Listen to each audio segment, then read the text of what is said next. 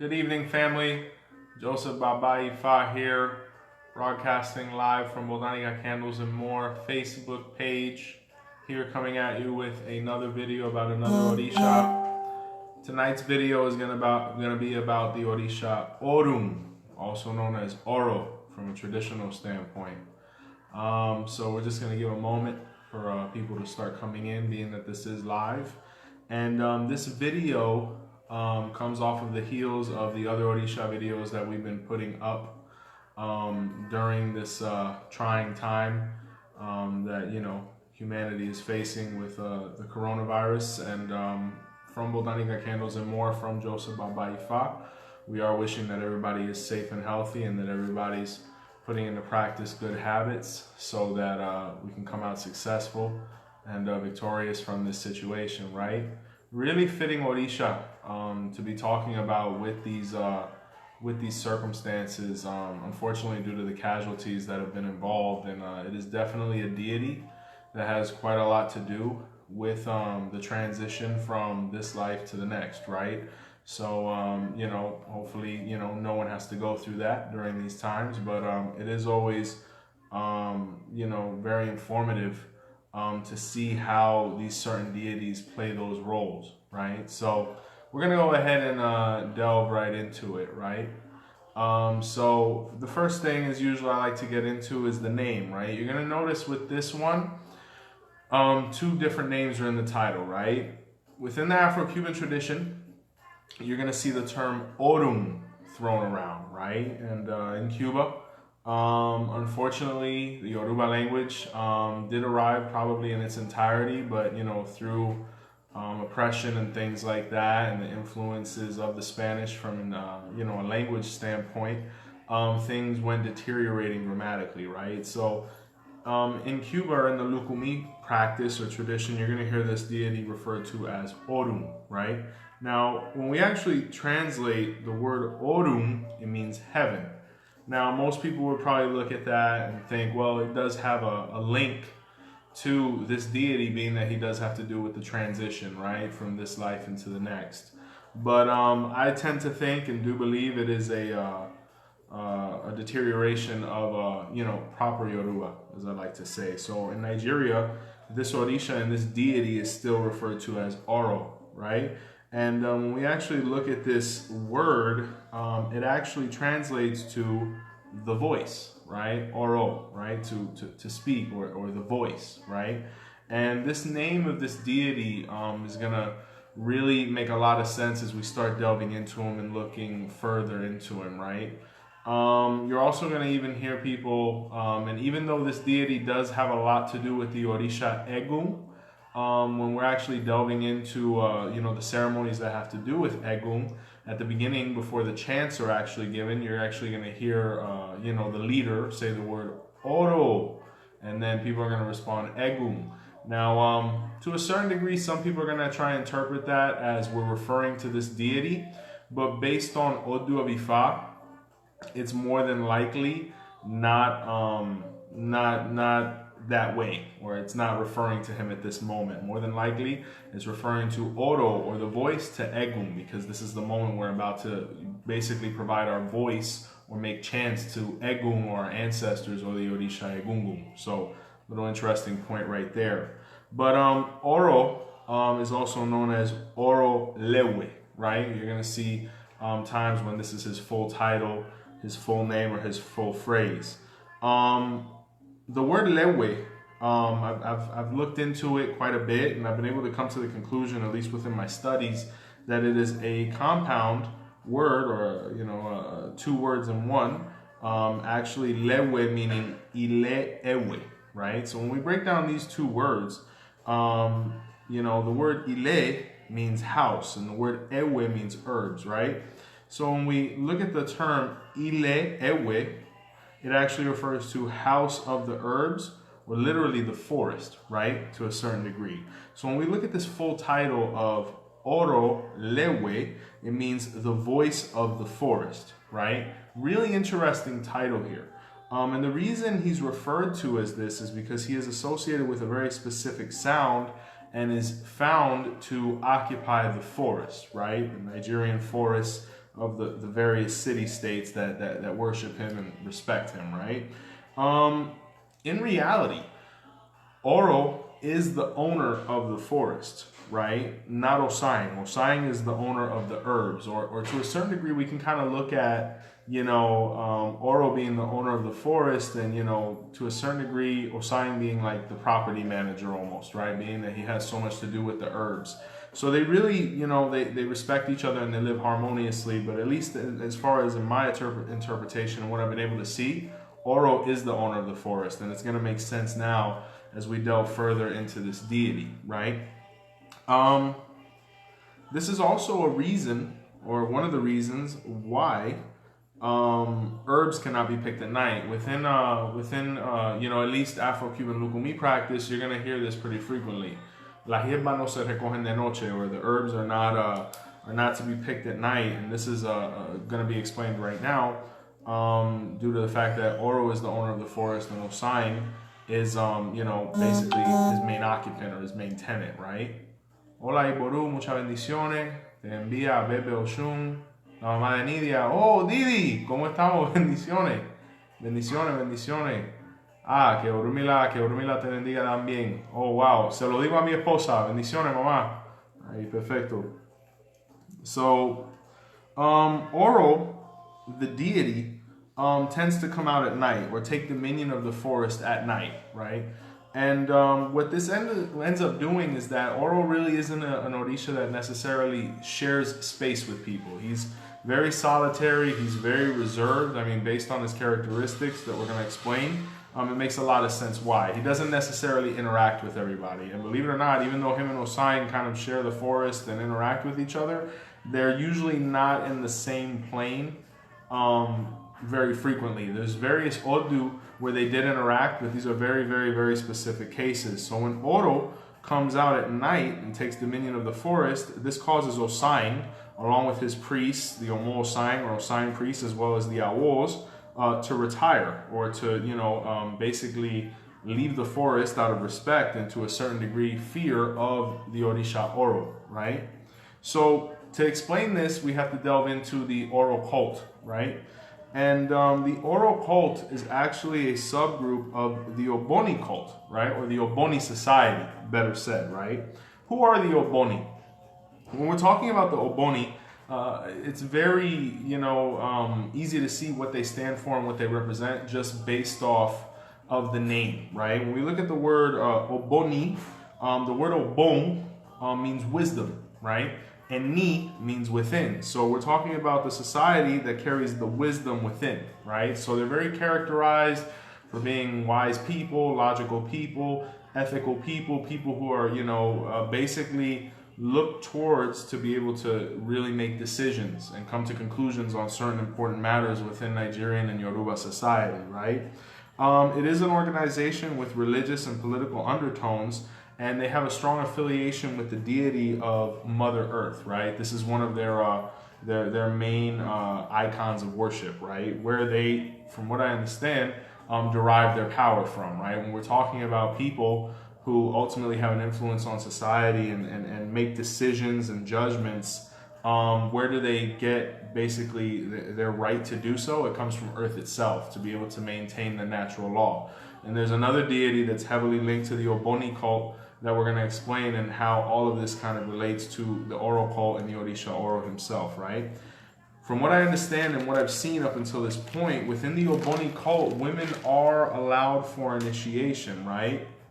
And when we're talking about the Ogboni Society, these are influential people. These are people of a high social status, stature, influential. They're going to be basically personalities within society that are well respected, have a good reputation, and are seen as people that can be looked towards as examples of the way people should carry themselves, right? A couple symbols to be able to identify these people. One of the things you're going to see is a shawl, or a type of basically shawl that they wear that's kind of basically flaky or feathery in nature. It actually represents the honesty with which the Ogboni member is meant to carry himself. I'm not sure about the exact translation, but I know for a fact that it has to do with the symbolism of the Ogbonis being honest, right, or carrying themselves in a certain way. So it's easy to recognize them by this because, if you're an initiated member, you'll have one of these that you wear. So you'll see a very furry, feathery type texture, and it represents the honesty of the Ogboni and basically them as members to be identified within society, right? And another thing you're going to see is the symbolism of the 3 lines, or the number 3. So you may see a salute such as this. You may see an emblem on their clothing of 3 lines along with a triangular roof-looking symbol on top of it. And that also has its connotations within their mythology as well, with 3 being a sacred number, and also being a sacred number within Ifa. There are actually Odu of Ifa that speak of the Ogboni and the number 3. And, just based on this little bit of information we have to give to be able to explain Oro and the Oro cult, we might just end up doing a video on the Ogboni as well, because it's a very interesting topic. And now in Cuba is really taking Cuba by storm, and very wildfire in the aspect. A lot of people are getting initiated in the society. There's various Odu of Ifa that speak of it, and a lot of people are interested in also getting involved, right? Like I said, they're considered the judges because of their wisdom. They mediate disputes. And basically, where the Oro group really takes, its part within the Ogboni Society is that the Oro cult is the one that carries out the sentences handed out by the Ogboni, right? One of the characteristics, or a very defining characteristics of the Oro cult, is that even though within the Ogboni cult or society, women are allowed, the Oro cult is an all heterosexual male society. So only gentlemen with these characteristics are able to initiate themselves within this part of the Ogboni Society, right? So it's very selective, it's very exclusive, and it's very secretive, to say the least. And the reason being is because of their function. Unfortunately, they are known as the executioners because sometimes, unfortunately, people were sentenced to basically capital punishment. And, apart from that, within the Oro cult, within Yoruba society, unfortunately, in the past, human sacrifice was also a pretty prevalent thing, hundreds of years ago. Thankfully, it's since ended, but once again, due to their nature, very secretive, right? And the members who would actually carry out these functions within the society, their identities will remain secret as well for obvious reasons, based on this nature of their work. When someone was identified as somebody that was meant to be expelled in this format from society, you definitely don't want to be the guy around the tribe or the village known as the guy who unfortunately had to carry out this function repeatedly, right? So as far as how the process would go, as far as the due process, once people were sentenced by the Ogboni, they were given to the Oro cult. And based on the nature of what they were about to do, they would wait till basically the wee hours of the night to be able to carry out their functions, right? And where they would actually do this is in the forest, where, the executions would take place and things like that. And, when this would happen, it would always be accompanied by the voice, right? There's a specific noise that's associated and generated within this cult by whatever means they do to be able to identify when Oro is present, and also when things like this were basically happening so people knew not to come closer, right?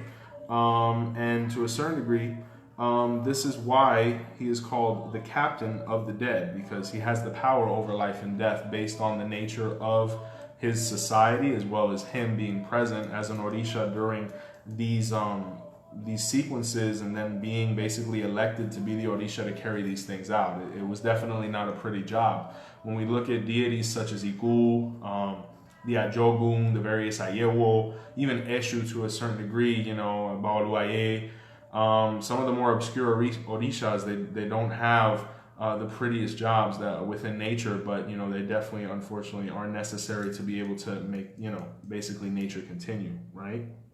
And this also gives an explanation why the herbs cannot be picked at night, even though it is a cultural explanation. Obviously, if we're looking at in the past, modern day, you can go to a botanica, you can go to, your local yebero or, herb dealer or a vendor, right? And you'd be able to pick up the various herbs you need for an initiation. But within past times, people would actually have to go into the forest to gather the herbs, whether it be the Babalawo or the Osign priest, and usually this would be done during the day, because it was understood that at night the executions would be taking place. If they were, or even if they weren't, you'd want to avoid it in general, because there may be an Oro ceremony actually taking place, and no one wanted to walk in on one. And a big reason because of this was because if an uninitiated person were to see Oro or interact with Oro, it would be punishable by death, right? For the uninitiated person. So within Ifa religious practice, we always hear the herbs can't be picked at night. And there are also Odu that explain why from a spiritual standpoint, but even from a cultural standpoint. And this has some spiritual connotations, obviously. You wouldn't pick the herbs at night because you'd have to go into the forest to pick the herbs. And, at night, in the forest, these kind of things would be taking place. And, it would just bring a energy over the herbs that wouldn't be beneficial for any Ifa consecrations or initiations. So rather than interact with that spiritually or even interfere with it physically, people would just avoid the forest at night. Even more so when they definitely heard this noise or the voice of Oro, right? So that's one aspect of things. When we're talking about Oro, he is a very heavily, venerated deity within a traditional practice in Nigeria. He is associated with the Oro Festival, or a festival that's actually held in Nigeria for him, right? From what I understand, it's held once a year, and it lasts about 7 days, right? And, it has a very distinct contrast to the Egun festival or the Egungun festival, right? When we're looking at, and these two deities, and I'm going to delve more into this when we make the video on Egun, but these two deities are actually brothers, right? And, but ironically enough, they don't necessarily have a lot in common other than that. And their relationship is a little bit turbulent as well. Jordan y Boruboya, mi hermano, bendiciones. And, basically, when we're talking about the Egungun festival, it's a very all-inclusive thing, right? Everybody has ancestors. Everybody believes in ancestor worship. You're going to see the various clans within Nigeria. They have their own personal Egungun masquerade that they celebrate on an annual basis. And during the Egungun festival, everybody can come out and participate because, once again, everybody has ancestors, right? But the Oro festival, once again, is very, very different. It has a very different energy, a little bit darker, a little more intense. And during the Oro festival, women must stay inside. And from what I've heard, it's even extreme to the point where those 7 days, women are not allowed outside of the home in general, right? And this further, even though the uninitiated, and obviously women can be initiated in the Oro cult, but even to further this point, women should never and can never come in contact with Oro. And the reason being is because he doesn't interact with them on that level, right? It's a very exclusive energy that women should not come in contact with. And there's actually a Pataquis that we're going to get into shortly that basically why he doesn't interact with women, right?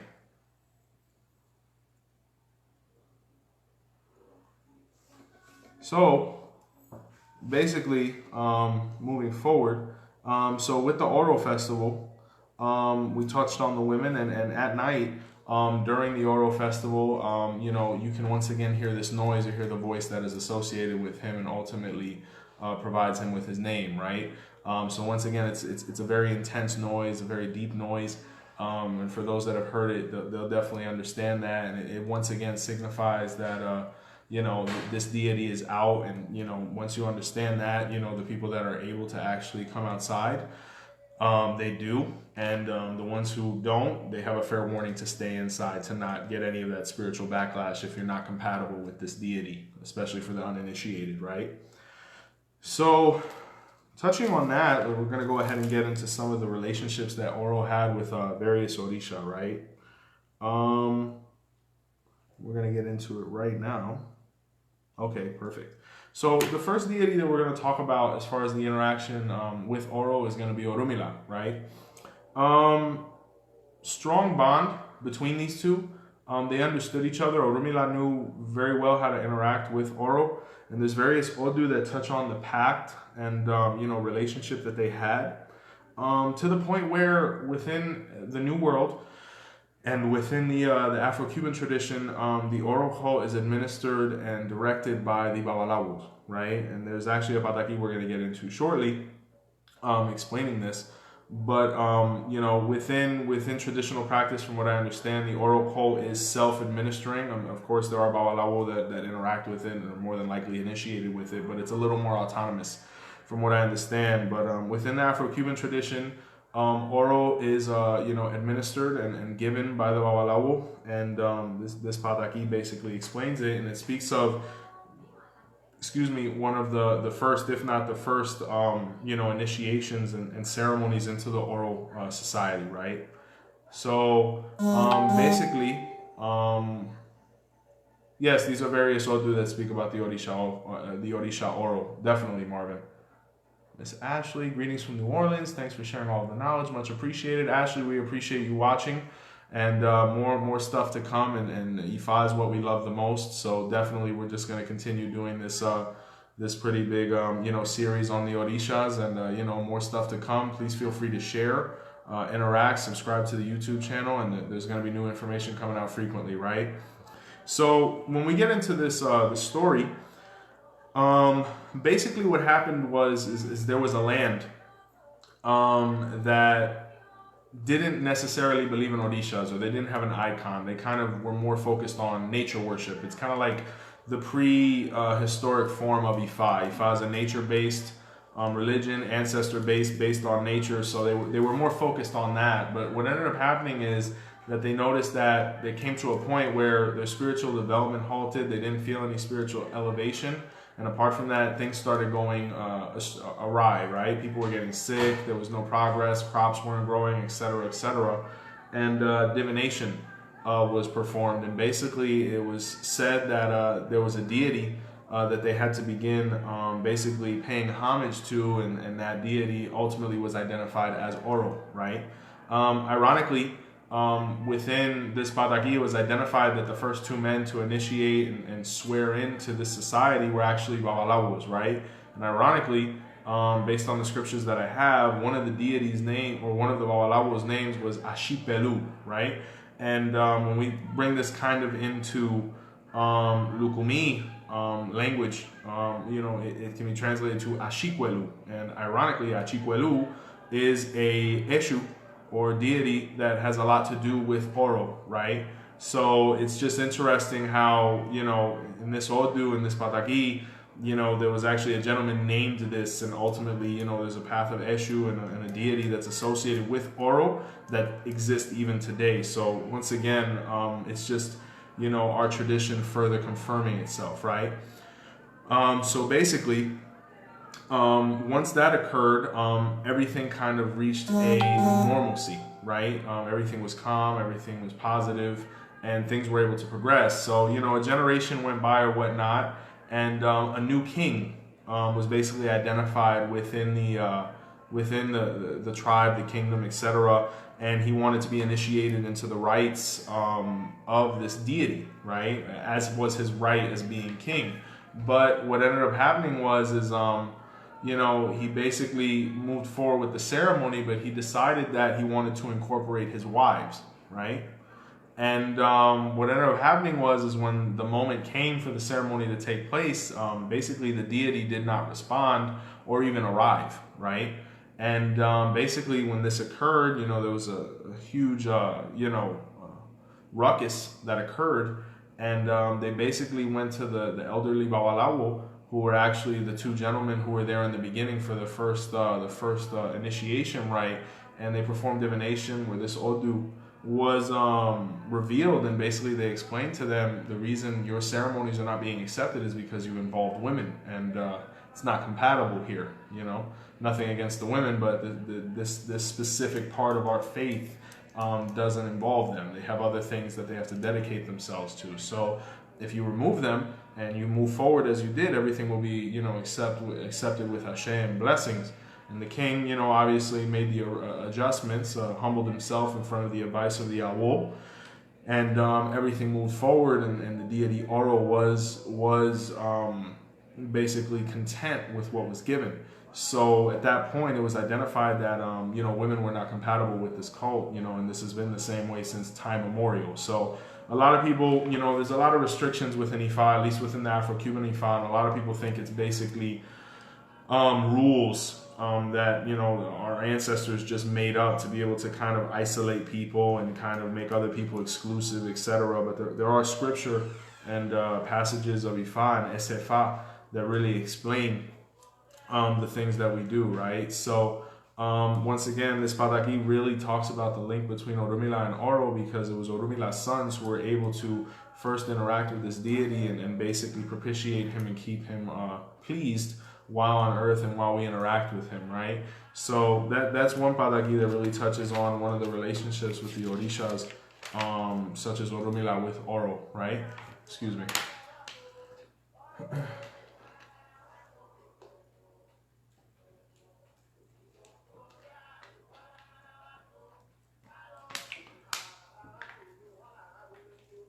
So another deity that Oro is very linked with is going to be Oduduwa. And for all of those who haven't had the chance to watch our video on Oduduwa, we came out with it last week. And it's doing very well, and it has a lot of information there. And basically, there's a strong link between Oro and Oduduwa. And there are Pataquis that I have been able to study that actually identify Oro as Oduduwa's son, right? Correct, my friend. So with some of the Odus, I'm going to go ahead and, absolutely. With some of the Odus, I will go ahead and reveal the, definitely the Odu in reference. For other ones, I try to avoid it simply because, there's certain information that is very privy to Babalawo, or people that are initiated, and due to this medium in which we converse, not really able to basically identify who is initiated and who is not. Definitely, if you want to delve into the theme a little bit deeper, you're more than welcome to contact me, inbox me, and then we can definitely, collaborate and basically exchange info. Definitely. So in this specific Pataquis, it was identified that basically Oro was Oduduwa's son, right? And basically, as the Pataquis states, Oro was basically an orphan from a very young age, and what occurred was he was in the constant search for his father to be able to find out who he was and how he was meant to proceed through life, right? Divination was basically performed. He was identified, or identified a path to find his father by Orunmila, once again furthering that relationship, because Orunmila helped Oro kind of define himself within Ifa and really have a position, right? So what ended up happening is Oro was instructed to go to this land that was pretty much adjacent to his and offer basically, homage and sacrifice to the king. And the king, ironically, was Oduduwa, who was his father, right? So basically, when Oro came in and did what Orunmila and Ifa had instructed, Oduduwa looked at him and kind of recognized him and said, what is your name? Where do you come from? And at this point, Oro referred to himself as a different name. And basically Oduduwa recognized him as his son, and he said, the other half of your story is this, this, and this, and Oduduwa explaining why he had to basically flee and basically separate himself from that situation to be able to survive, right? So basically at that moment there was this beautiful reconnection between father and son, and Oduduwa kind of looked at Oro and said, how do you feel as if we basically go and live our lives and travel together and get to know each other and basically practice Ifa across the world? And Oro, obviously, eager for an opportunity to interact with his father and build that relationship, actually left, right? So they ended up traveling the world.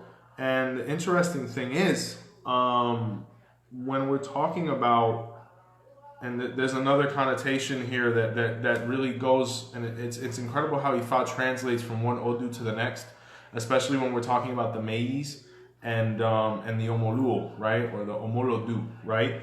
But before we get into that connection, I found something really interesting here because, when we're talking about Oduduwa, he is an Orisha that's associated with the Ogboni cult. And the reason being is because he represents the law, he represents wisdom, and all of this comes from him being the first Olofin or Olofin Aye, right? Sherry, Obuato Ashure, Wariwofung, blessings. Thank you so much for watching. and him being the first Oro Fingaye, right? I just found it very interesting how Oduduwa is Oro's father, identified by Ifa, and the Ogboni cult, which is associated with Oduduwa, gives the power to the Oro cult to be able to carry out its sentences. The same way Oduduwa gave Oro the position he holds within Ifa, right? So it really is great when we're able to understand Yoruba culture and understand Odu and be able to link both of these things together to be able to come to certain conclusions, because there's some pretty well-known Babalawos that will go as far to say that the Oduduwa ceremony within the Afro-Cuban tradition basically is equivalent to that of the Ogboni Society, or has that same connotation. I personally don't share this point of view, but I can understand the basis behind what his interpretation was, and it makes a lot of sense because Oduduwa has so much to do with that society due to his position while he was on Earth, right? And it's just incredible to see that relationship between Oduduwa, Orun, the Ogboni cult, and the Ogboni cult and the Oro cult. Are your topics open for discussion or closed? No, they're definitely open for discussion, my friend. Usually how I formulate it is, I'll go ahead and get through the specific topics that I want to go ahead and touch on, and then definitely once I'm finished with the information, then we can go ahead and open it up for discussion, and we can really delve deeper to get a greater understanding of this Orisha. So that's one aspect of it. Now picking up, because I always like to make correlations to my own Odu, because it helps with my own understanding and kind of gives our viewers an idea of how real Ifa is and how it affects our lives. When we're talking about Odu and Oduduwa's relationship in Irete Suga, there's actually, or in my Odu of Irete Odura, there's actually a Pataquis that speaks of the tribe known as the Senalu. Now, not sure if that's the correct spelling. That's how it is within the literature.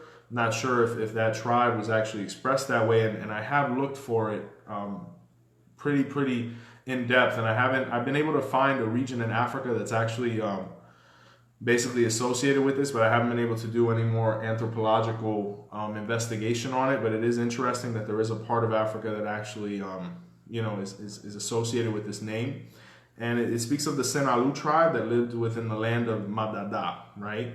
And the interesting thing about it was that Oduduwa and Orun arrived in this basically land, and when they arrived, they realized that the land was in complete disarray, right? And the reason being is because they spoke a language that was basically dead. Irete Otura is known as the Odu of the dead languages, where the individual is able to basically communicate with the dead to a certain degree, or is going to have a really strong link to the Egun and Oro cult as well as Oduduwa. So basically, Oduduwa and Orun, through their vast travels, were able to learn many languages and learn how to interact with various tribes, right? So basically, when they arrived in this tribe, they basically knew how to interact with them. So if we kind of look at the previous Pataquis, where they kind of met, reconciled, and decided to travel, it translates into my Odu of Irete Odura, where they actually were traveling and ultimately found a place where they can settle and really become influential. And basically they were installed as the Obas of the land of the Madada, because they knew how to communicate with the people. They came with a certain level of preparation politically, religiously, and they were able to help these people progress, and they were identified to be the leaders to lead them into the future. Very common theme with Oduduwa, and Oro was right by his side, right? All of these stories really reiterate both of their roles in the cult of Egun and the spirits. You're going to hear Oduduwa being our primordial ancestor, the father of the Yoruba people, our Messiah. You're going to hear about Oro, who basically has so much to do with Egun and being really the administrator of Egun and the administrator of Egun, and the one who kind of dictates what goes on in that aspect of nature, the spirit world, being the captain that he is. And then we also have Orunmila, right? And, at least within the Afro-Cuban Ifa, there are Pataquis and Odus that actually link these three deities together and kind of refer to them as the power triangle that encompasses the spirituality of Ifa. Because when we're talking about Orunmila, we're talking about Ela, the original spirituality of Ifa, basically the voice of Olodumare. And when we link these three guys together, and there are various Pataquis that really, show all of these guys interacting and a lot of explanations for our ceremonial practice, it makes a lot of sense, right? So as far as Oro, definitely is not a deity that's for everybody. The best way to really come to this conclusion is to really analyze your Odu of hand of Ifa or your Odu of Ifa, right? For those gentlemen that are interested in getting involved in this priesthood, which is what it basically is. Within the Afro-Cuban Lukumi tradition, you're gonna see the all-black Ileke is associated with Orun and basically having received him, right? But personal opinions on Oro, definitely a deity that's very interesting, definitely one where there's a lot to learn. Very interesting ceremony, a lot of interesting explanations within Odu, and I can only imagine it's just as interesting and just as intense in Nigeria as well. The beautiful thing one day would be for us to be able to mingle with our traditionally practicing brothers and really see how we can enrich each other's basically ceremonies to bring that fullness even more to it, to ultimately help the client or the neophyte who's going to be initiated, right? So guys, I really appreciate your patience. For anybody that's watching, I see we have a couple people. Definitely open the floor for any questions on Orun, and any comments or any questions on some of the things that we've touched on this evening. Please feel free.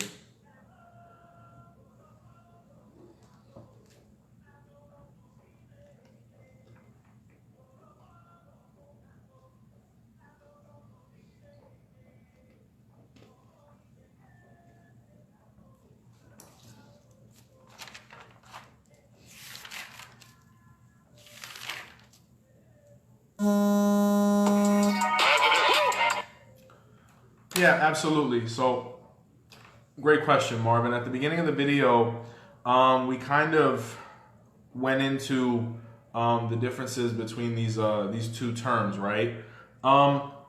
Me personally, my interpretation of it is that it was a grammatical deterioration of the word oro that ultimately basically led into him being referred to as Orun, right? When we're looking at Cuban dialect within Spanish, it's somewhat fast spoken. A lot of tones are different, and they're going to get lost in that transition of language. But if we look at the word oro, it means voice or sound, right? And we look at the word Orun, it means heaven, right? Or that space. So basically, if you're asking me the difference or the verses between these two things from a grammatical standpoint, they mean two different things. And then from a deity standpoint, it's more than likely referring to the same guy. And basically, it came from a deterioration. Oh, Aburua Boyeo, it's a pleasure. Big fan of your Odu. Yeah, absolutely. Wonderful name as well. So that's the best explanation I can give of that. And having interacted so much with basically initiates and speaking to a couple of our friends over there in Nigeria and really getting down to the bottom of it, I would say that.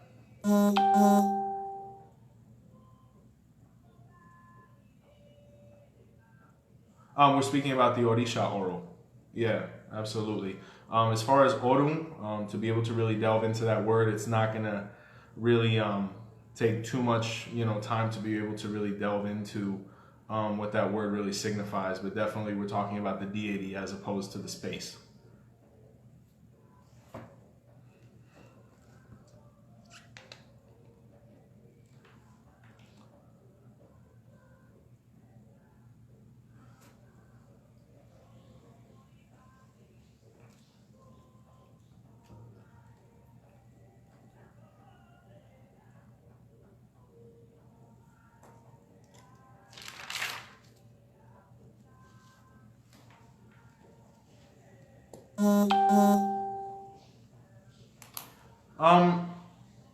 Understand where that question can come from if we're speaking about Afro-Cuban or Isese. I mean, me personally, within my Ifa practice, this is something that, at least nowadays has become very pertinent. Like, are we talking about Lukumi? Are we talking about, Isese? at the end of the day, it's the same deity. You know, when we're talking about Ifa, it is one Ifa, right? So different ways of practicing, different ways of pronunciation, but ultimately we're talking about the same deity. The manifestations are always going to be a little different due to basically geography. But I mean, when we're talking about this deity, it's definitely one that you're going to see a lot of the same base principles with it, regardless of whether it's in Nigeria or in Cuba.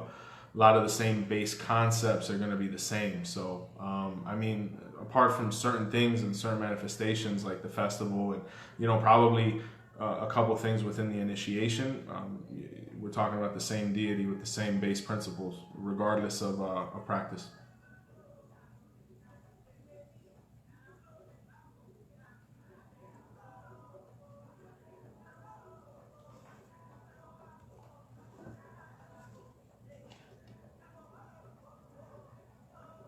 Well, guys, I'd like to sincerely thank everybody for taking the time to watch this video on Oro, as well as alrighty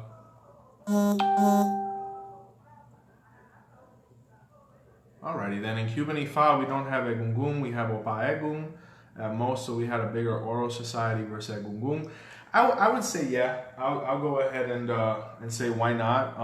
You know, when we look at certain things like you know, Isang Egungun and things like that, it's not something that arrived with a lot of prevalence. It has a manifestation, but you know, I'll leave that for the initiated conversation. And definitely you're going to see more of an Oro Society simply because, you know, more Babalawos, it is definitely a deity that is confectioned upon the Babalawo by the Babalawo, and it's definitely one of those deities that once you initiate, especially into Afro-Cuban Ifa, it's going to be one of the ones that you're going to be motivated to receive because it is one that is very Ifa-centric, right? But guys, once again, we really appreciate you watching the video on Oro. And any further questions or anything like that, please be sure to leave it in the comments and we'll definitely touch on it. From Joseph Baba Ifa and Botanica Candles and more, thank you so much for watching, and we wish you guys nothing but the best and safety. Take care.